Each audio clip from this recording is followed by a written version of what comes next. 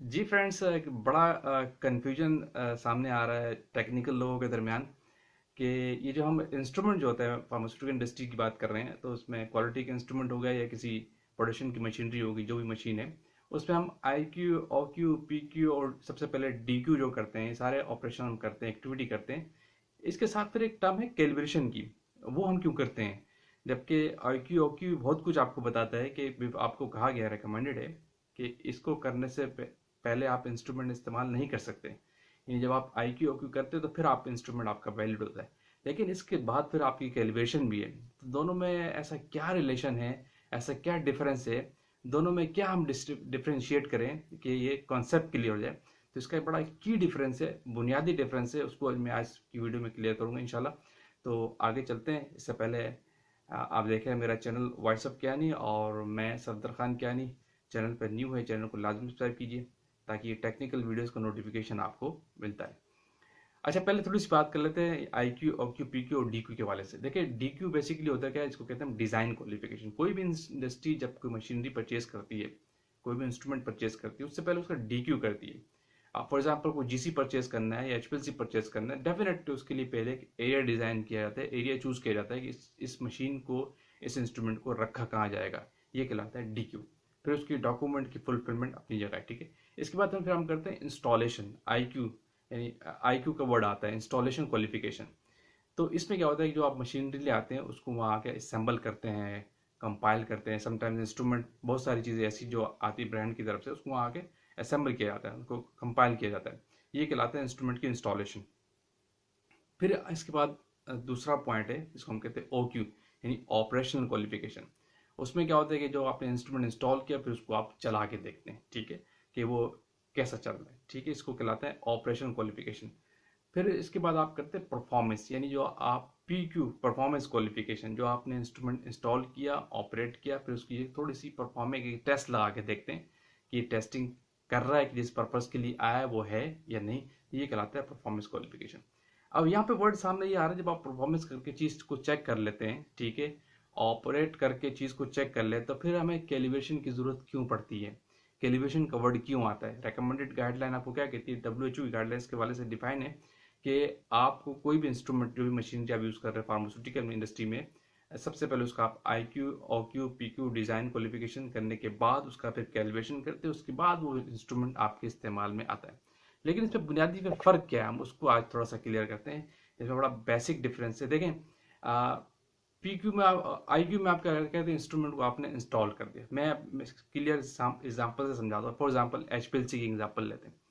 HPLC की आपने installation की, आपने देखा उसके अंदर पंप होता है, डिटेक्टर होता है और इंजेक्टर होता है, सारे इसके कंपार्टमेंट कहलाते हैं। आपने देखा कि आप पंप की बात कर रहे हैं, आपने इंस्टॉलेशन की बात करते हैं, तो आपने कहा पंप को चेक किया, आपने कहा इस पर पंप इंस्टॉल है, ये आपने आई क्यू वाला स्टेप कर दिया। आपने इंस्ट्रूमेंट को देखा, उसके अंदर पंप इंस्टॉल है, या आपने आई क्यू वाला काम किया।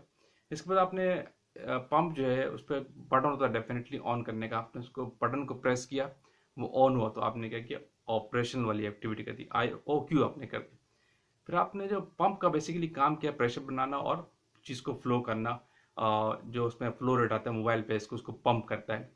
फिर आपने उस पर एक टेस्ट सिस्टम को पूरा चला के एक टेस्ट लगा के देखा किसी भी चीज़ का, तो वो आपका हो गया पी क्यू, यानी परफॉर्मेंस भी आपने उसकी चेक कर ली।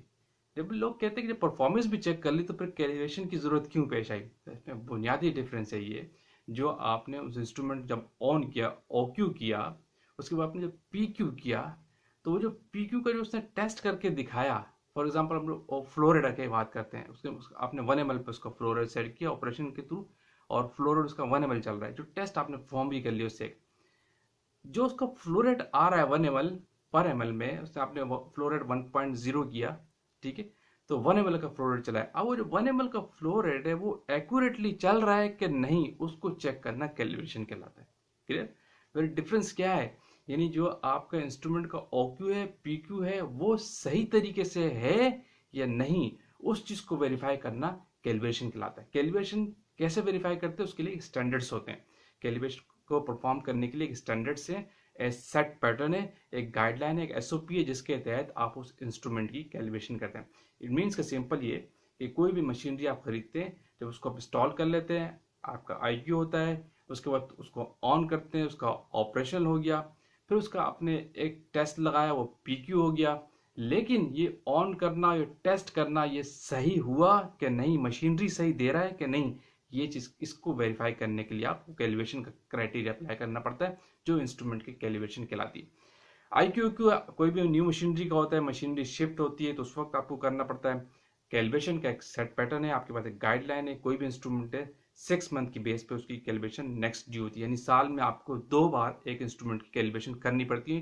टैक्टिक्स चेक करते हैं कि वो एक्यूरेटली काम कर रहा है कि नहीं।